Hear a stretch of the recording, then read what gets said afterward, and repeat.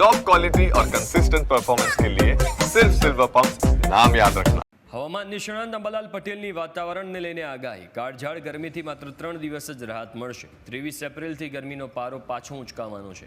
મે મહિનામાં ગરમી ભૂકા બોલાવશે. મે મહિનામાં મધ્ય ગુજરાતમાં 44થી 45 ડિગ્રીએ ગરમીનો પારો પહોંચવાનો છે. થોડા દિવસ ધૂળ અને વંટોળનું પ્રમાણ પણ વધવાનું છે. તો ચોમાસાને લઈને અંબાલાલ પટેલે પૂર્વાનુમાન કર્યું છે. આ વખતે ચોમાસું સારું રહેવાનું છે. આગામી ચોમાસામાં પવનની ગતિ તેજ રહેવાની છે. 10 મેથી પવનની ગતિ રાજ્યમાં વધશે. બંગાળના ઉપસાગરમાં ખતરનાક વાવાઝોડા બનવાના છે. અરબી સમુદ્રમાં 10 મેથી 15 જૂન સુધીમાં અલગ અલગ વાવાઝોડા બનશે. અરબી સમુદ્રમાં બનેલા વાવાઝોડાના કારણે ગુજરાતના વિભિન્ન ભાગોમાં વરસાદ થશે.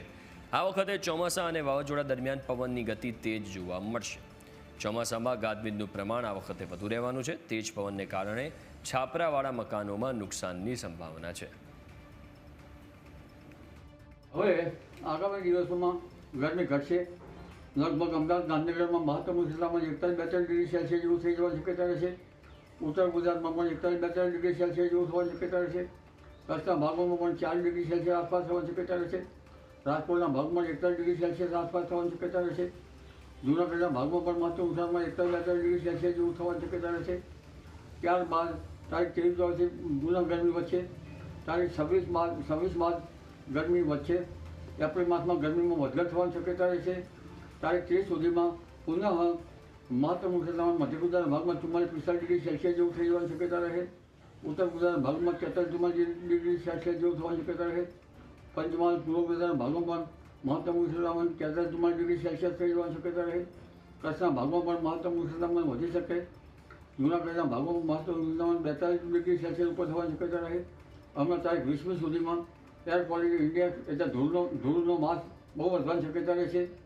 જેમાં અમદાવાદ ગાંધીનગરમાં પણ ધૂળનો માસ વધશે, પણ ખાસ કરીને ધૂળનો માસ લગભગ ઉત્તર સૌરાષ્ટ્રના ભાગો, સુરેન્દ્રનગરના ભાગો, હળવદના ભાગો, ચોટીલાના ભાગો, આ ઉપરાંત લખતરના ભાગો અને કેટલાક અન્ય ભાગો છે તો પાટણના ભાગો, રાધનપુરના ભાગો, કડીના ભાગો, કેટલાક બેચરાજીના ભાગો,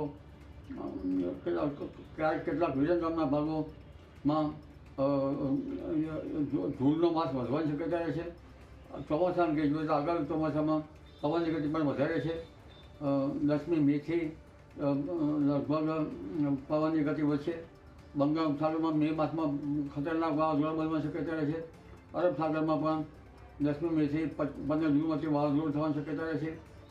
જેના કારણે લગભગ ભાગો વરસાદ ભિન્ન ભાગો વરસાદ થવાની શક્યતા રહે છે. આ વખતે પવનની ગતિ વધારે રહે છે. કાચા મકાનના છાપરામાં બોલી જાય એવી પવનની ગતિ રહે છે. ચોમાસામાં ગાજવીજનું પ્રમાણ વધારે છે. જોકે ચોમાસું ભિન્ન ભાગમાં આવવા છતાં ચોમાસું સારું રહેવાની શક્યતા ગણી શકાય.